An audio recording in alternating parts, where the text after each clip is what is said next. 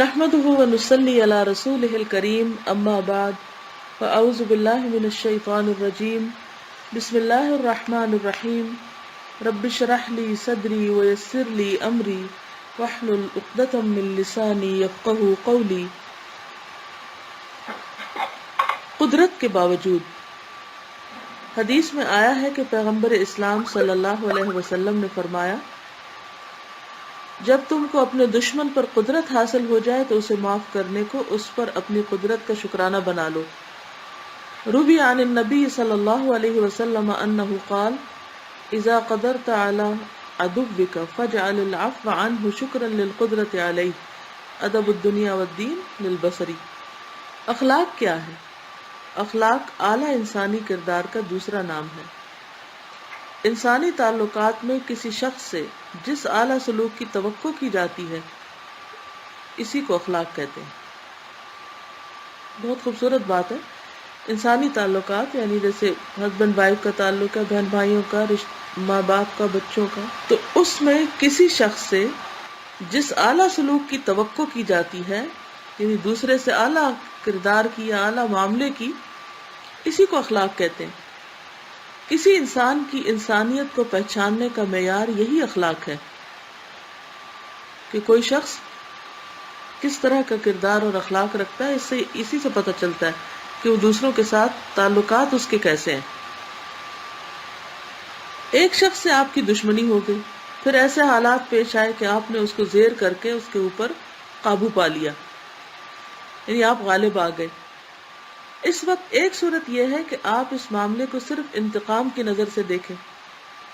آپ یہ سوچیں کہ اب وہ وقت آ گیا ہے کہ اس سے بھرپور بدلہ لیا جائے اور اپنے انتقام کے جذبات کو ٹھنڈا کیا جائے. مگر یہ نہایت چھوٹی سوچ ہے. اعلیٰ انسانیت سے اس کا کوئی تعلق نہیں. دوسری صورت یہ ہے کہ آپ سارے معاملے کو خدا کی نظر سے دیکھیں. آپ اپنی کامیابی کو خدا کی طرف سے ملی ہوئی کامیابی سمجھیں کہ اللہ نے آپ کو اس مقام پہ پہنچایا کہ دوسرے کو آپ کے سامنے مغلوب کر دیا. ایسی حالت میں آپ کے جذبات بالکل مختلف ہوں گے، یعنی آپ کی سوچ ہی بدل جائے گی. آپ پھر اپنے آپ کو طاقتور نہیں سمجھیں گے بلکہ کیا سمجھیں گے کہ یہ اللہ ہی کی دی ہوئی طاقت ہے.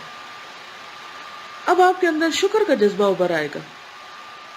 اپنی کامیابی کے بعد شکر کی سب سے زیادہ اعلیٰ صورت آپ کو یہ دکھائی دے گی کہ آپ اپنے دشمن کو معاف کر دیں. قابو پانے کے باوجود دشمن کو معاف کر دینا کوئی سادہ بات نہیں. یہ ایک زبردست قربانی کا معاملہ ہے. اس کے لیے باہر کے دشمن کو کچلنے کی بجائے خود اپنے نفس کو کچلنا پڑتا ہے. یعنی آپ نے کسی سے انتقام لینا ہے، کسی کو نیچا دکھانا ہے تو اپنے نفس کو دکھا دیں. اپنے اندر بھڑکتی ہوئی انتقام کی آگ کو ٹھنڈا کرنے کے بعد ہی کسی کے لیے یہ ممکن ہوتا ہے کہ وہ قابو پانے کے بعد یعنی دوسرے کے اوپر چھا جانے، کنٹرول کر لینے کے بعد بھی اپنے دشمن کو معاف کر دے. معاف کرنا ایک نیکی ہے اور قدرت کے باوجود معاف کرنا سب سے بڑی نیکی کہ انسان کے اندر طاقت ہو، بدلہ لے سکتا ہو لیکن پھر بھی معاف کر دے. تو اللہ تعالیٰ سے دعا ہے کہ اللہ ہمیں بھرپور عمل کی توفیق عطا فرمائے.